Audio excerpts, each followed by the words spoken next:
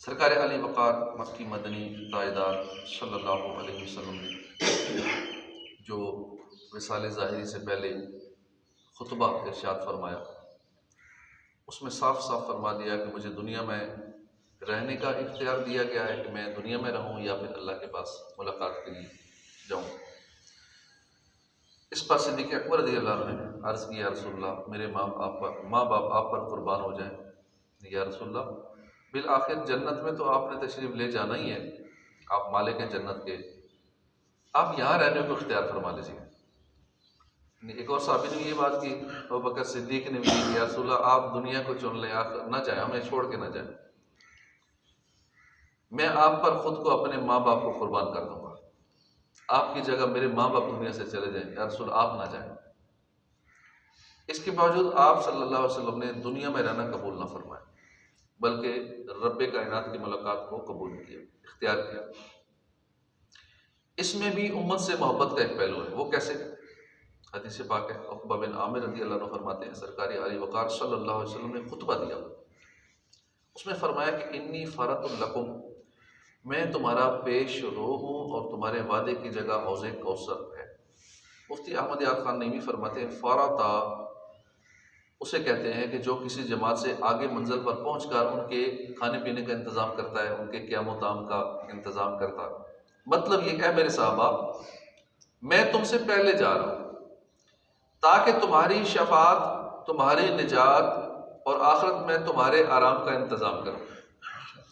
تم میں سے جو بھی ایمان پر فوت ہوگا وہ میرے پاس میری حفاظت میں، میرے انتظام میں اس طرح آئے گا جیسے مسافر اپنے گھر آتا ہے، کیونکہ یہاں پہ ہم مسافر ہیں، لیکن واپس جائیں گے آگے حضور پہلے موجود ہیں، قبر میں جائیں گے سرکار پہلے وہاں ہے، اگلے سارے معاملات میں سرکار موجود ہیں۔ بالفرض حضور دنیا ہی میں رہتے تو پھر ہم آگے پہلے غلام پہلے آگے چلے جاتے، تو دیکھ بھال کے لیے بھی تو آقا چاہیے۔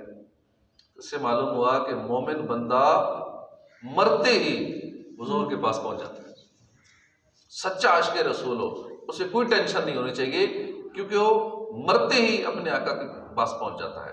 بلکہ بعض مومنوں کی روح نکلنے کے وقت حضور خود لینے کے لیے تشریف لاتے ہیں، اپنے خاص غلاموں کو حضور خود جب روح نکلنے والی ہوتی ہے اسی وقت ہی آ جاتے ہیں، اپنے ساتھ لے جاتے ہیں۔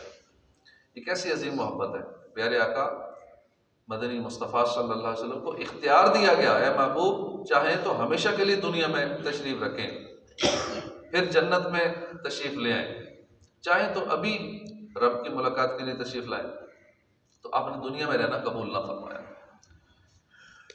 دنیا سے ہمیں بھی محبت نہیں کرنی چاہیے، دل کرے گی نہیں اور رہ لیں، تھوڑا سا اور رہ لیں، 100-1 سال اور رہ لیں، اور پھر حالت ایسی ہو جاتی ہے 60-70 سال کے بعد نہ اٹھ سکتے ہیں، گھر والوں پہ بوجھ بن جاتے ہیں، تو پھر سارے کہتے نہیں اب واپس ہی جائیں۔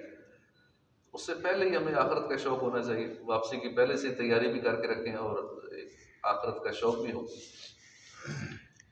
آپ نے کیوں دنیا میں رہنا قبول نہ فرمایا، یہاں سے جانا اختیار فرمایا؟ کیوں؟ اس لیے تاکہ جب میرے امتی اس دنیا سے رخصت ہوا کریں، جا کنی کے وہ صدمے، روح نکلنے کی وہ سختیاں، اتنی سخت تکلیفوں سے گزر کر جب آئیں تو میں ان کی نجات اور بخشش کا سامان پہلے سے تیار کر رہا ہوں، تاکہ میرے امتیوں کو کوئی ٹینشن نہ ہو، کوئی پریشانی نہ ہو، آزمائش نہ ہو۔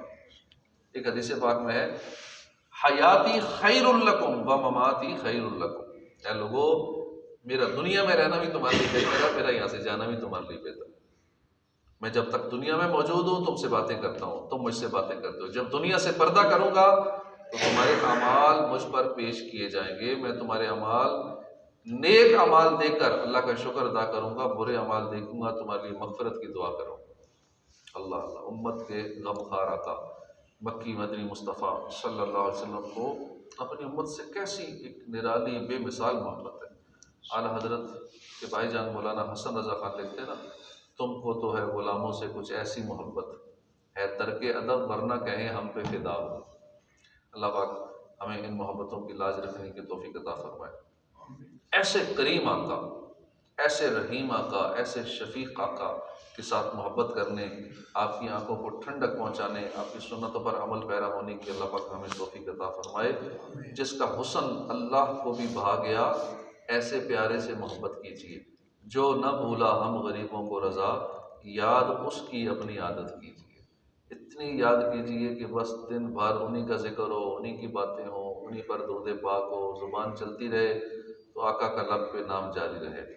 تو یہ جو تعداد میں ہم پڑھتے ہیں، یہ تو چلو وہ حدیثوں میں جو فرمایا گیا اس کی برکتیں حاصل کرنے کے لیے کہ 50 بار پڑھو تو میں مصافحہ کروں گا، 100 بار پڑھو تو یہ فائدہ ہوگا، نفاق سے جہنم سے پاک ہو جائیں گے، 500 بار پڑھو تو تنگدستی دور ہوگی، 1000 بار پڑھو تو مرنے سے پہلے جنت میں اپنی جگہ دیکھ لو گے۔ یہ تو جتنی حدیثوں میں مختلف تعداد بیان ہوئی ہے، ہمیں تو بے حساب پڑھنا چاہیے۔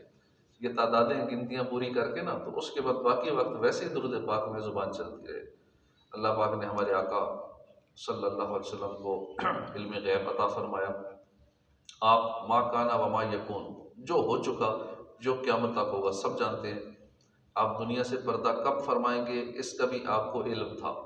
آپ نے بہت مرتبہ اس کی طرف اشارہ بھی فرمایا۔ حجت الوداع کے موقع پر آپ نے کئی مرتبہ فرمایا، لوگوں مجھ سے دین سیکھ لو، شاید آئندہ سال میں تمہارے ساتھ تھا۔ ایک مرتبہ حضرت عبداللہ بن عباس سے کسی نے پوچھا، کیا رسول اللہ کو علم تھا کہ آپ دنیا سے کب پردہ فرمائیں گے؟ تو صحابی رسول حضرت عبداللہ بن عباس نے فرمایا، ہاں آپ کو علم تھا۔ اللہ نے آپ کے وصال کی علامت اس صورت میں بیان فرمائی، جب اللہ کی مدد اور فتح آئے گی اور تم لوگوں کو دیکھو گے کہ اللہ کے دین میں فوج در فوج داخل ہو رہے ہیں، تو اپنے رب کی تعریف کرتے ہوئے اس کی پاکی بیان کرو اور اسے بخشش چاہو، بے شک وہ توبہ قبول کرنے والا ہے۔ اس مبارک صورت کا خلاصہ یہ ہے کہ اے محبوب، جب اللہ پاک آپ کو شہروں پر غلبہ عطا فرمائے، جس دین کی دعوت کے لیے آپ تشریف لائے ہیں، لوگ اس دین میں گروہ در گروہ داخل ہونے لگے، تو حمد اور استغفار کرتے ہوئے ہماری ملاقات کے لیے تیار ہو جائیے، کیونکہ جو پیغام پہنچانے کے لیے آپ کو بھیجا گیا تھا وہ مقصد پورا ہو چکا ہے۔ تو حضور کو پہلے ہی علم تھا کہ میں نے دنیا سے کب جانا ہے، اسی طرح قیامت تک کا علم حضور کو ہے۔ اللہ پاک ہمیں سچی محبت نصیب فرمائے، آمین بجاہ نبی الامین صلی اللہ تعالی علیہ وآلہ وسلم۔